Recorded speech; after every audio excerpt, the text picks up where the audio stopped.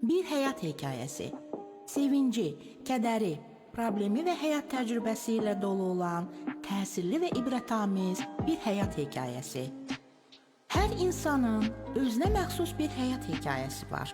Müxtəlif həyat hekayələrini dinləmək üçün 96.9 tezliyində Marnoli Radiosunun canlı efirində Rübabə Muxtarovanın təqdimatında çərşənbə axşamı saat 12:00-da dinləyə bilərsiniz.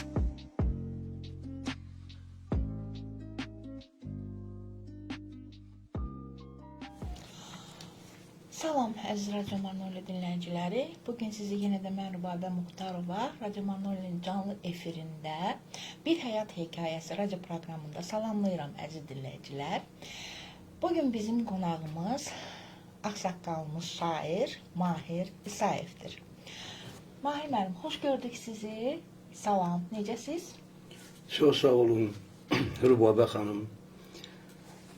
Mən də sizi və bütün radio əməkdaşlarını salamlayıram.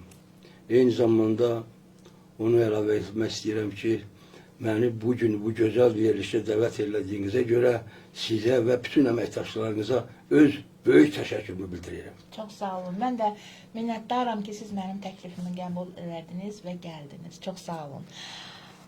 Mahir müəllim, özünüzü dinləyicilərimizə biraz təqdim edə bilərsinizmi? Bəli, bəli. Mən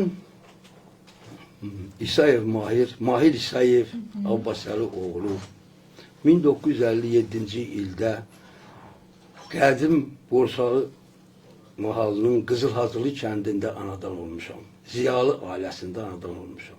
Atam mühasib olubdu vaxtı ilə.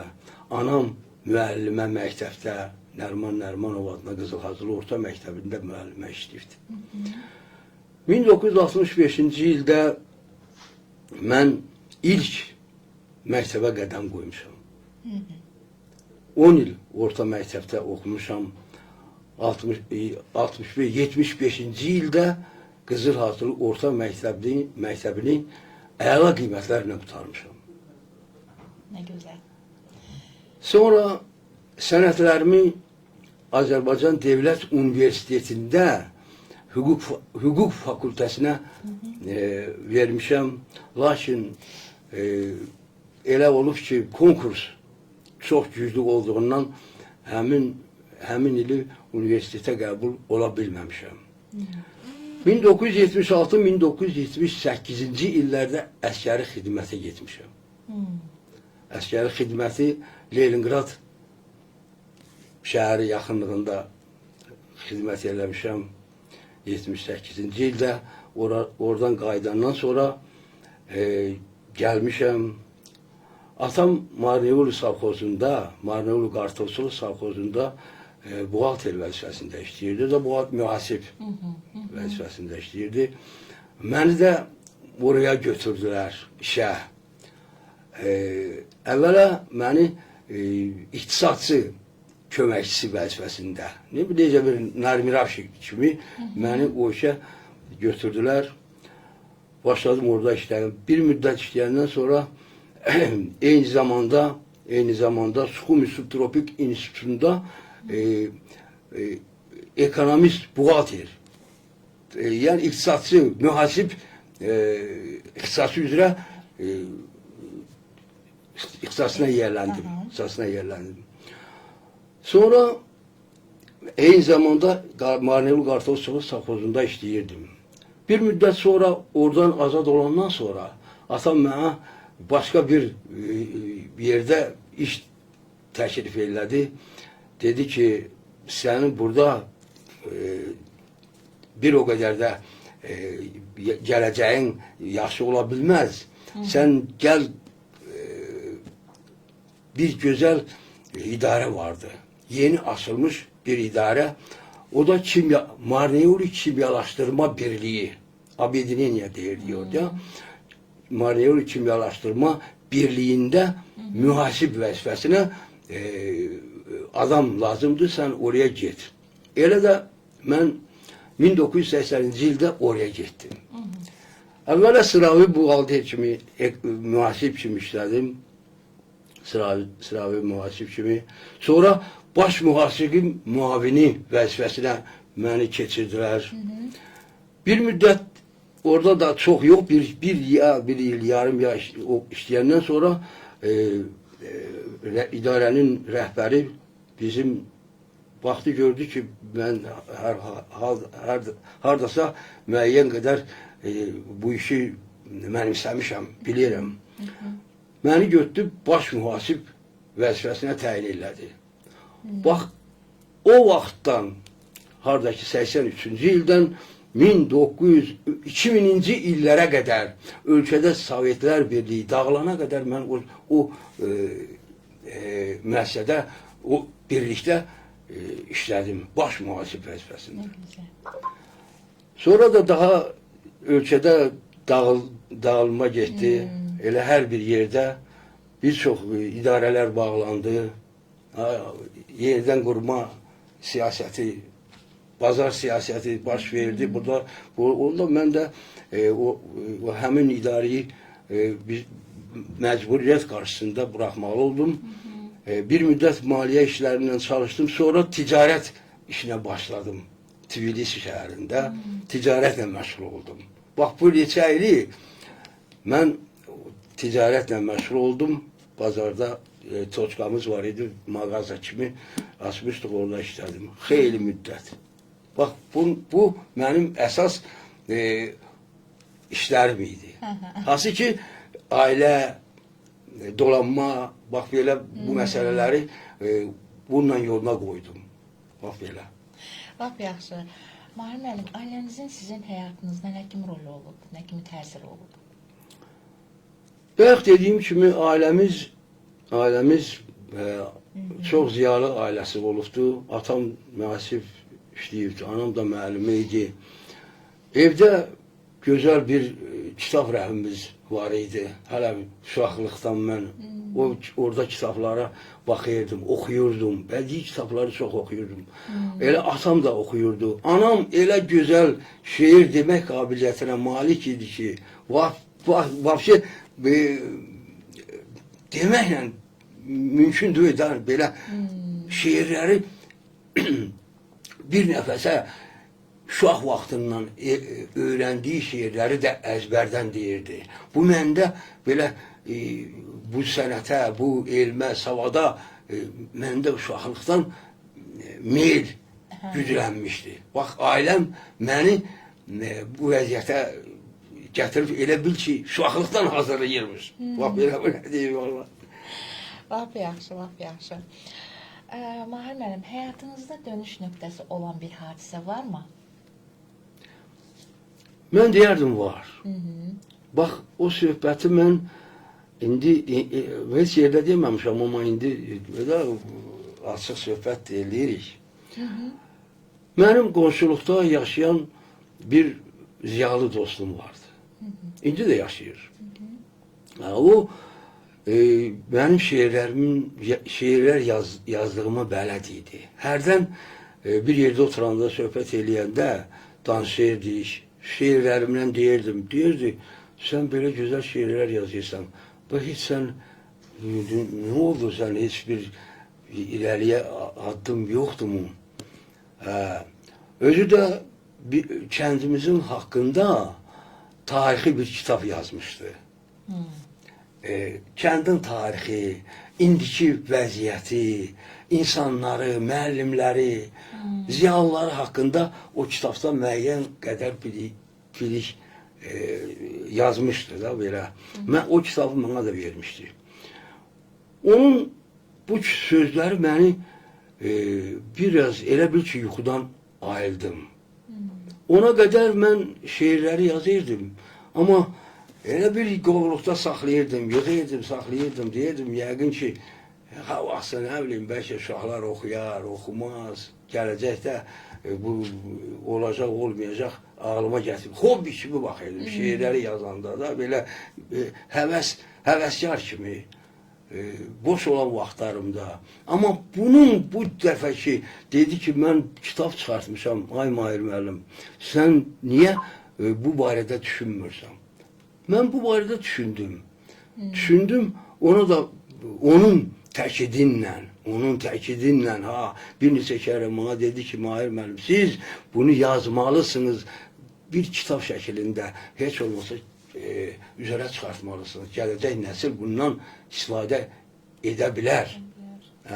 Bax, bu hadisə, o mənim həyatımda ən böyük rol oynadı. Bax, ən güclü dönüş nöqtəsi mənim həyatımda bu yarandı. Bax, belə deyərdim.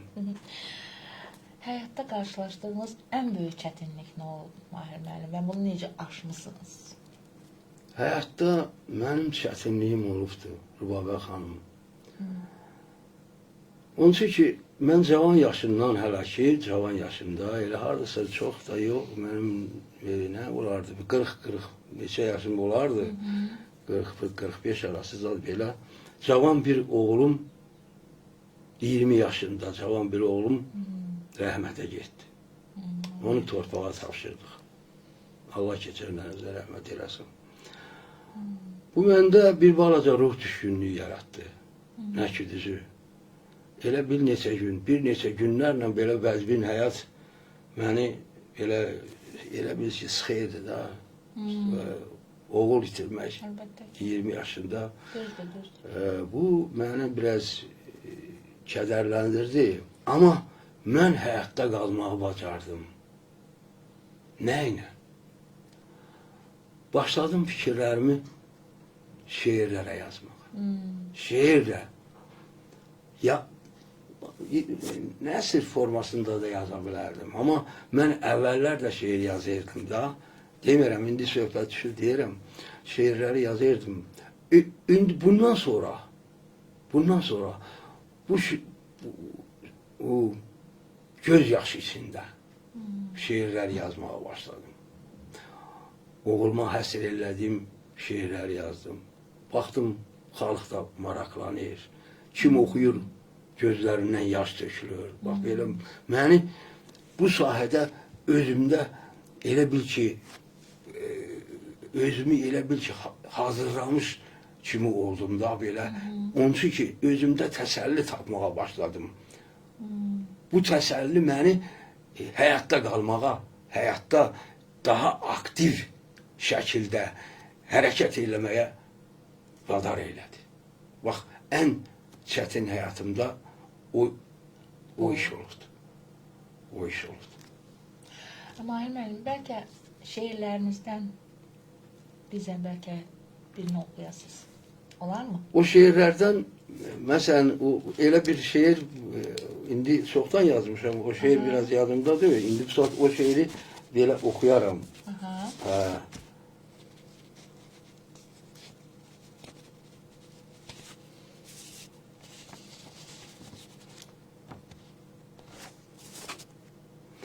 Gələcək nəsillərə.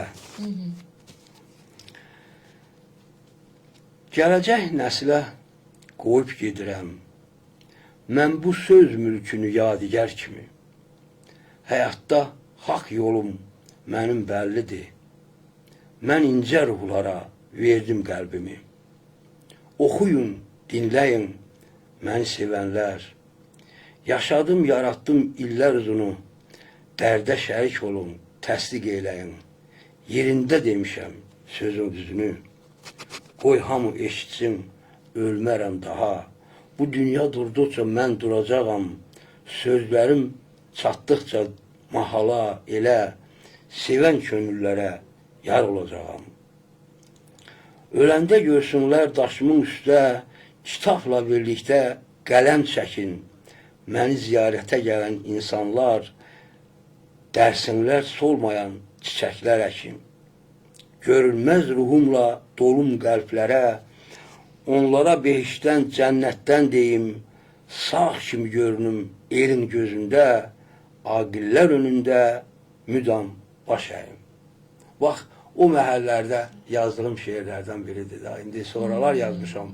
Bu, həmin hadisə ilə əlaqədar olaraq yazmışam ki, mən həyatda durmağı bacardım. Bax, o çətinliyə sinə gərdim. Aferin, çok güzel. İndiyə qədər verdiyiniz ən önəmli qərar həyatınızda nə olub? Elə ən önəmli qərar həyatımda mən o kitabın çap olunmasını deyərdim. Niyə? Onun üçün ki, bu ona qədər mən düşünmüşdüm ki, kitab nəyə lazım, nə bileyim, mən yazmışam da, indi yəqin ki, kimsə oxuyar, oxumaz. Amma o qərar ki, özüm verdim, dedim ki, zəhmət də olsa, kitab çap etmək çox zəhmət tələb eləyən bir işdir.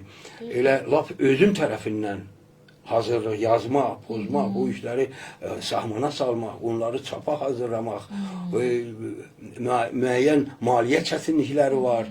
Bax, bu işləri mən elədim, demək, ən önəmli qərarım mənim bu olubdur. Ailə həyatını nəzərə almamaq şərti ilə də ailədə çox qərarlar verilirdi, çox hadisələr baş verirdi. Onları nəzərə almayacaq. Bədii yaradıcılıq sahəsində ən önəmli qərarı, bax, kitab çapının çıxmasını mən ən məsələlərdən biri sayırım. Kitabınızın adı nədir? Mənim Könül Dünyam adlanır kitabın adı. Çox gözəl, çox gözəl. Bax, belə bir sual verim, Mahir müəllim. Şeir yazmaqda sizi daha nələr ruhlandırır? Ümumiyyətlə, məsələn, ilhamı daha çox siz hardan alırsınız? Çox gözəl sualdır. Şeir yazmaq, valla mən şeir yazanda əsasən elimdən, obamdan, kəndimdən, vətənin belə gözəl azadlığından yazmışam. Nə bilim, bizim Borçalı elinin gözəl şairləri olubdu. Şair Nəbi kimi, şair Zəlimxan Yaqub kimi şairlərimiz olubdu. Adlı sanlı aşıqlarımız, Borçalı eli adlı sanlı aşıqlarla məşhur bir eldir. Aşıq Hüseyin Saraçlı, Azman Aşıq, hansı ki, ondan sonra Aşıq Kamandar, Xındı Məmməd, bax, bu kimi şairlərimiz, aşıqlarımız məni bu şeir yazmağa vadar eləyirdi. Onlardan ilham almışam, torpağımdan, vətənimdən, yurdumdan, kəndimdən ilham almışam. Onların haqqında bəzi şeirlərim də yazmışam. Bax, bu yaxınlar da demək olmaz, xeyli vaxtın söhbətidir. Mən Qızıl Hazırlayam adlı bir şeir yazmışdım. Nə gözəl. Qızıl Hazırlayam, öz kəndimizin adıdır Qızıl Hazırlayam. Bu şeiri istəyirəm sizin nəzərinizə çatdıram, oxumaq istəyirəm. Buyurun. Bu belə hazırlayayım, bizdən ola bilər yadımdan çıxar. Qızıl Hazırlayam. Məndən soran olsa, kimsən, haralsan, ağız dolusu deyərəm, Qızıl Hazırlayam. Elimdir, obamdır, əzizdir canımdan, fərəhlə deyərəm, Qızıl Hazırlayam. Yazı da mənimdir, qışı da mənim, torpağın hər qarşı da mənim, ləldir, cəvahirdir, daşım, kəsəyim, fərəhlə deyərəm, Qızıl Hazırlayam. Atam da burada yaşayıb, anam da burada, özüm də burada yaşayıram, uşaqlarım da, hərdən zümzümə edəndə dodaqlarımda, fərəhlə deyirəm, Qızıl Hazırlayam. Evləri var, güllü, çiçəkli, bağçalı, bağlı, toylu, busatlı, aşıqlı, sözlü, sazlı, insanları cömert, qohum qaralı, fərəhlə deyirəm, Qızıl Hazırlayam. Adı igidlikdə hər zaman başdadır, səsi uzaqlarda, dağda, daşdadır, yeri ürəklərdə, gözdə qaşdadır, fərəhlə deyirəm, Qızıl Hazırlayam. Bax, qurban olum mən öz Qızıl Hazırlı elimə. Mənim bu kənd belə də məni tanıyırlar, elə də mənə hörmət eləyirlər. Bu yaxınlar deyirəm, amma xeyli vaxt keçir üstündən. Mənim bu şeirimi siz yaxşı tanıyırsınız onu. Əslən Ayortalı Vidadi Borçalı vardı. Yekaterinburg şehrinde yaşıyor. Benim bu şehrimi o qiraət elədi. Bu şeiri qiraət eləyəndən sonra elə bir bu şeir mənim vizit kartçığım oldu. Haraya gittim dediler ha Kızıladılı Azerbaycan'da da Kızıladılı kendi var imiş. Ceyranboy rayonunda. O Vidadi der orada dediler ki Kızıladılı bizim Kızıladılı'dı mı sen okuduğun diye dedim ki o da yok o Manuel Kızıladılısıdır. Orada der bana dediler ki Manuel Kızıladılısı da biz oradan gitmişiz.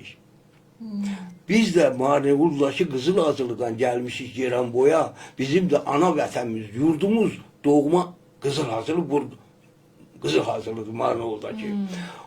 Bak hemen o şeiri Vidadi Borçalı bana sürpriz olarak gönderdi. Çok hoşladım. O kadar belə sevindim. Benim yüreğim daha döndü.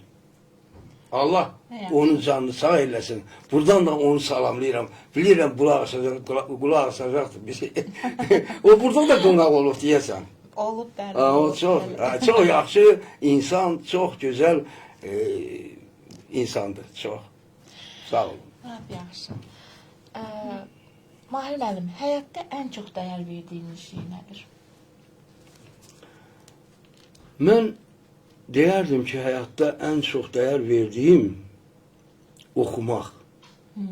Okumak, öğrenmek, yine de okumak. Bak dahi komünizmin dahi şəxsiyyəti Lenin demişti ki okumak, yine de okumak. Doğrudur komünizmi bizde baş tutmadı. Daha 70 yıldan sonra süquta uğradı. Ama onun sözlerinde de müəyyən dahiyane sözleri var idi. Ona göre de o dahi bir şəxsiyyət idi da. O belki de komünizmi başka cür təsəvvür eləyirdi, başka cür qurmaq istəyirdi.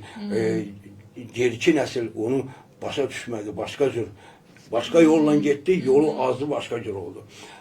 Ama Afravdaniya almadı da belə Rus demişəm. Okumaq, yine de okumaq.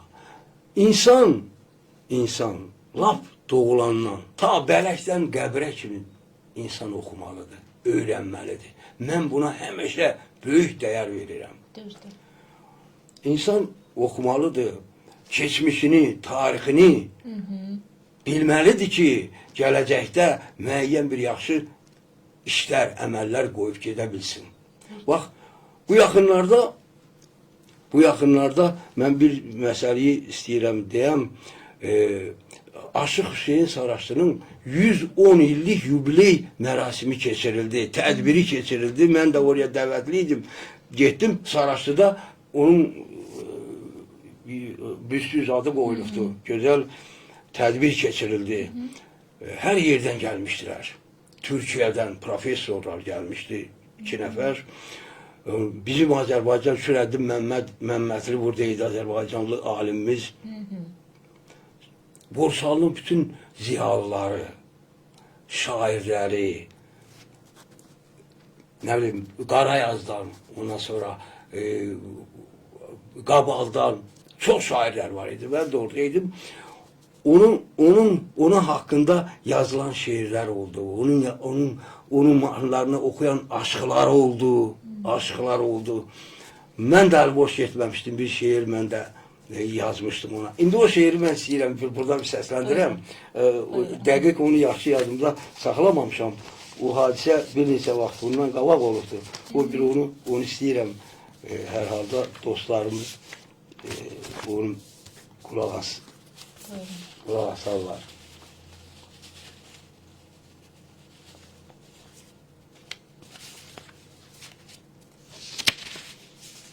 Buyur.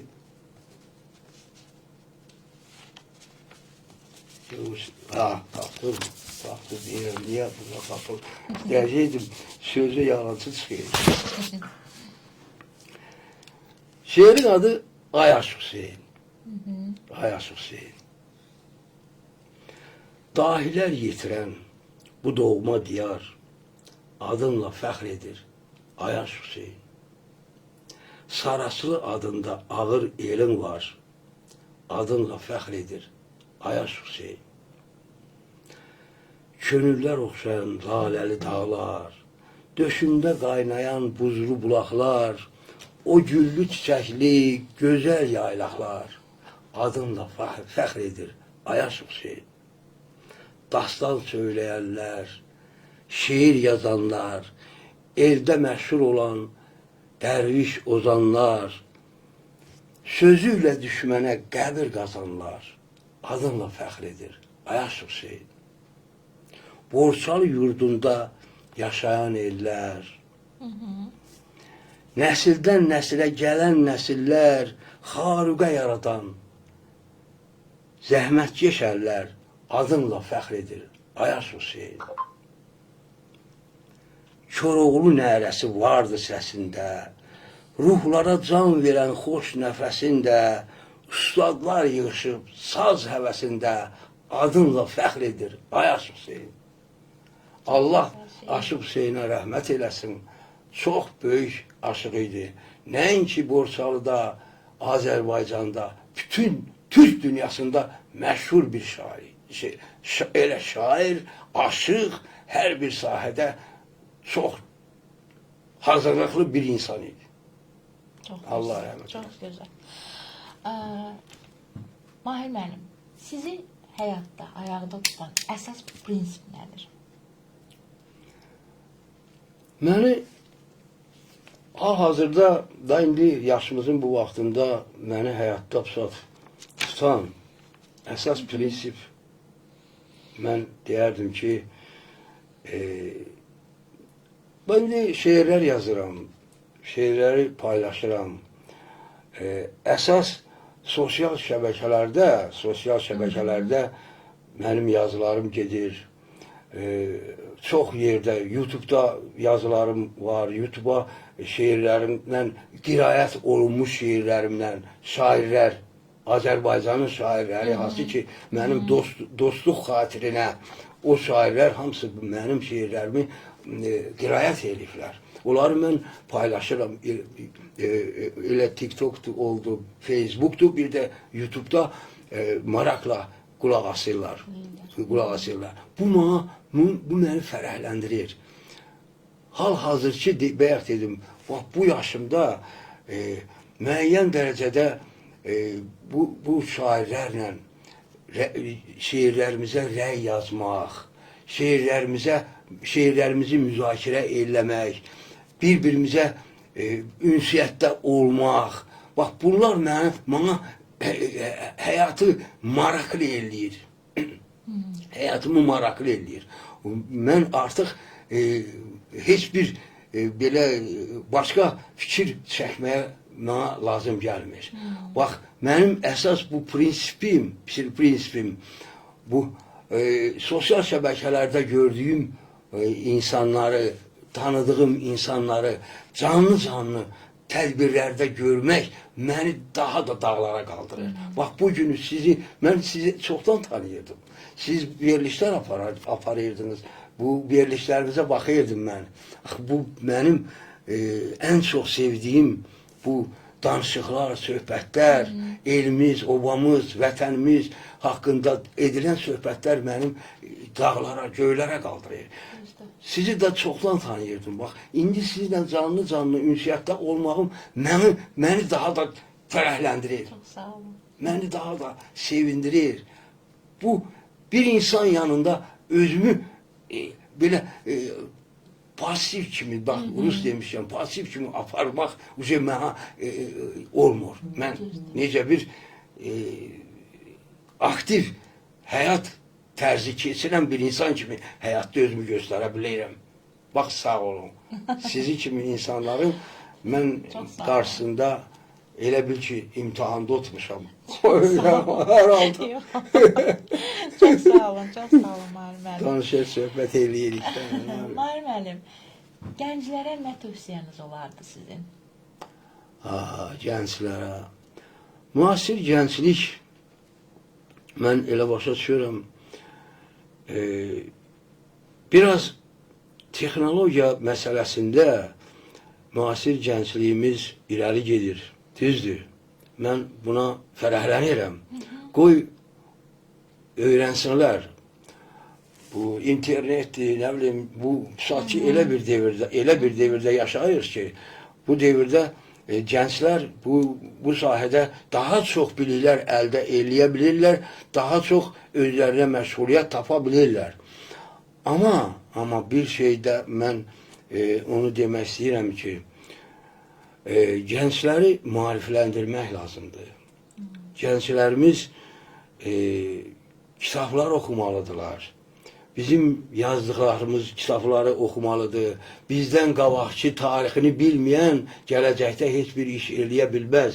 Bizdən qabaq yaşayan şairlərimiz, yazıçılarımızın əsərlərini, kitablarını, bədii romandır, nə bilim, şeirdir. Bunları gərək oxuyalar ki, elmi biliklərə yiyələnə bilələr. Müasir gəncliyimizdən mən onu arzu edirəm ki, öz ana dilimizi heç vaxt unutmasınlar. Düzdür, biz başqa devlətdə yaşayırıq. Bu bizim ikinci ana devlətimizdir. Gürcistan bizim vətənimizdir, ana yurdumuzdur, doğma. Biz onların dilinə hörmət bəsləmək o ana dursun, həm də onların dilini öyrənməliyik. Onların dilində yazmalı, oxumalıyıq, onların dilində işləməliyik. Eyni zamanda mən gənclərə, indiki cavan ailələrə, gənclərimizə belə xahiş edirəm ki, öz dilinizi də unutmayın. Öz adət ənənələrinizi davam etdirin. Öz milli dəyərlərimizə yiyə durun. Bu bizim əsas. Bugünkü gündə cavanlara elədiyimiz ən əsas vəzifələrimizdir. Biz onlara başa salmalıyıq. Biz onlara başa salıb deməliyik ki, öz ana dilinizi unutmayın. Bax, həmişə bu söhbəti mən indi söz düşəndə, harada, tədbirlərdə, nə bilim, orada, burada deyirəm. Gənclərə tövsiyəm budur.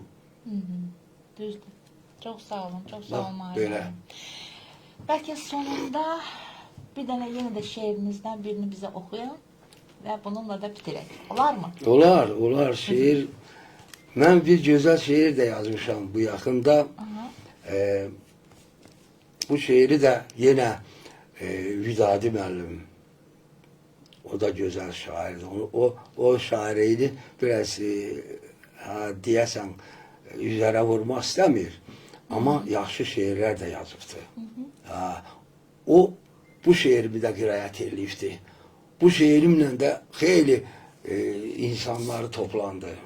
O şeiri indi istəyirəm oxuyam. Şeirim Borçalı adlanır. Borçalım. O ki son şeirimdir. Verilişdə. Borçalım.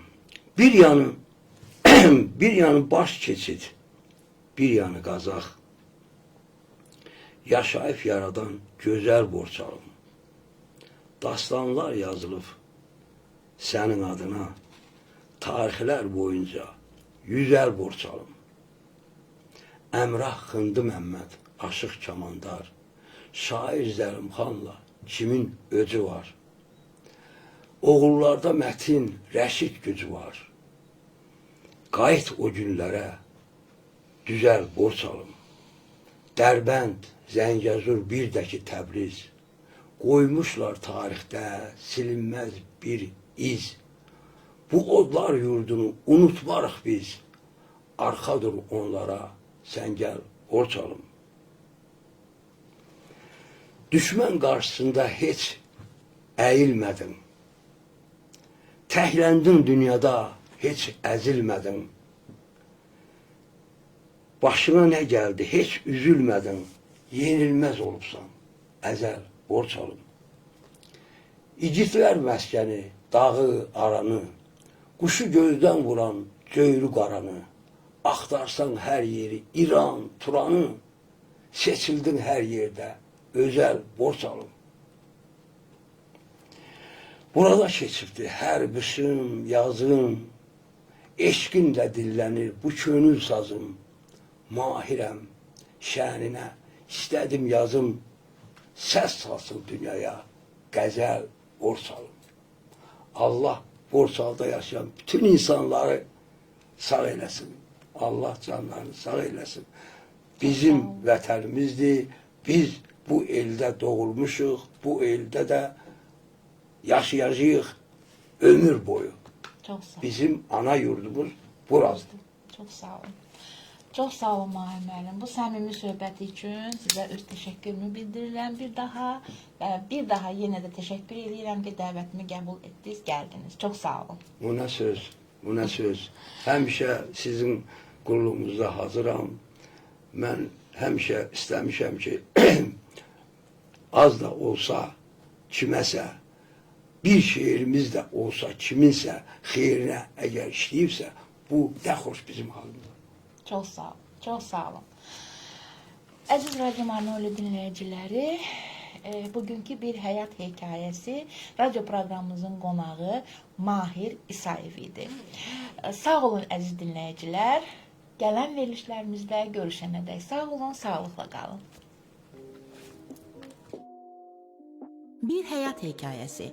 Sevinci, kədəri, problemi və həyat təcrübəsi ilə dolu olan təsirli və ibrətamiz bir həyat hekayəsi. Hər insanın özünə məxsus bir həyat hekayəsi var.